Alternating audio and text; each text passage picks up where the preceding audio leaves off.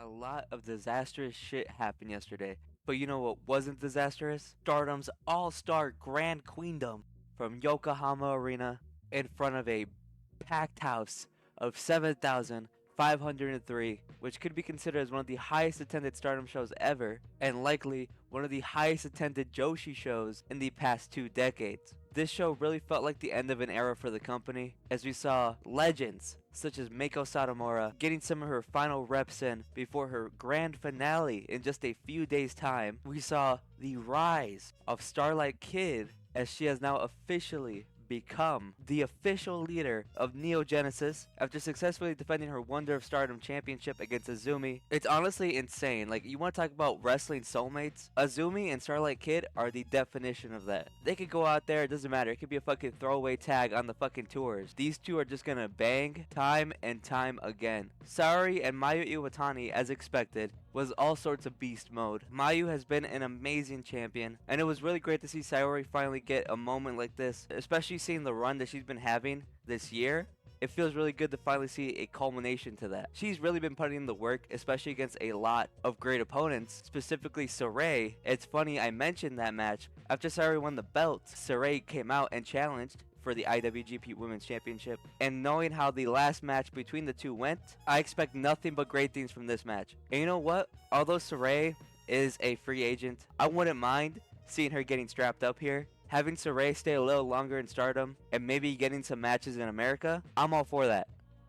I would love to see her get a run here. I need more Big Hash and Micah in my life. When you take one big monster and you have them face another big monster, you just let that meat collide and let that meat slap. It's magic. I didn't think Micah was going to walk away with the Sendai Championship. They really had me believing for a second. I feel like we just need more beast mode big women in wrestling, like Big Hash. We just need more monsters out there. That formula just works, bro. Suzu Suzuki and Mei Sarah, you guys are awesome. Nothing beats a good no disqualification match when it's done right. When you take it to that next level, when you just let these two go out there and beat the shit out of each other, that just hits different. And I'm all for that. It really lets your matches stand out, especially when you have a card of 10, 11 matches like tonight. Now, let's move on to the main event of the show. And it's not very often that you can have a proper, beautiful send-off like this. But Saya Kamatani and Tam Nakano, after what has been a years-long journey, this one you definitely have to go out of your way to watch. Not saying, I would say watch the entire show too. Before the bell even rings, you can really feel the tension in the air. And I know some of the build has been kind of goofy, like Tam getting run over by a car and Saya beating up TV show host, right? But this match, you felt that emotion, and you really felt that desperation from Tam to not only win that championship, but save her career. But in the end, it just wasn't enough. And then a character breaking moment. Saya, after making Tam's life a living hell, after bringing her to this point that she had to put her career on the line, realizing what she's just done and what she's just accomplished by retiring one of the aces, one of the faces of Stardom for the past, almost a decade. We see compassion, and for one last time, these two sit out on the stage, look out at the crowd, and if it's even for a moment, they can appreciate the fact that the spectacle that they just put on, they did that. That was their work.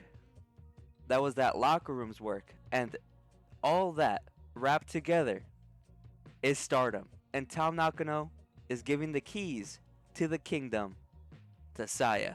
That right there, ladies and gentlemen, that's pro wrestling. Not only can you have the aggression of a match, but you can also have the beauty of storytelling, the beauty of a community theater, and still enjoy both, and still have both shine. And that's why there's nothing like pro wrestling. I completely forgot to mention this, but Thekla also got fired from Stardom. Let's get some pussy tonight.